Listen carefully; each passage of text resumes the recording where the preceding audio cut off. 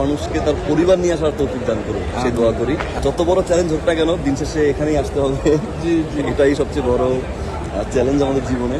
ইনশাল্লাহ আল্লাহ ইনভিটেশন দেখ সবাইকে। বলে নবীর ঘরে আসছেন, মুসলমান হিসাবে আমাদের কি কি করেন একটু শুনি আপনার মুখ থেকে। এখানে আসাটা তো আসলে আল্লাহর রহমত, আল্লাহর ইনভিটেশন ছাড়া আসলে আসা যায় না। আল্লাহ তাআলা সবাইকে আসার তৌফিক দান করুক, রহমত দান করুক, সবার গুণাগার মাফ করে দেখ, সবাইকে সঠিকভাবে চলার তৌফিক দান করুক, সবাই ভালো থাকুক। বিশেষ করে আমি যদি আমারটা বলি যে আমি এখানে আসছি, কিন্তু আমার মন সব কিছুই আসলে আমার বাসার মানুষের প্রতি। মন চাচ্ছে যে সবাইকে নিয়ে আসতে পারতাম একসাথে। আল্লাহ তাআলা প্রতিটা মানুষকে তার পরিবার নিয়ে আসার তৌফিক দান করুক, সেই দোয়া করি।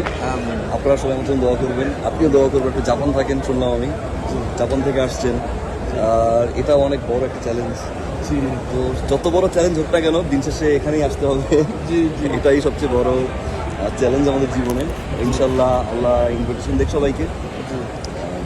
দোয়া করবেন আমার সাথে। আপনার জন্য অনেক দোয়া, আপনাকে আল্লাহ পাক দিনের জন্য কবুল করুক। আল্লাহ পাক আর আল্লাহর নবী রাসূলের সুন্নত মতো চলতে পারি, এ তো দান করুক আমাদেরকে। আসসালামু আলাইকুম।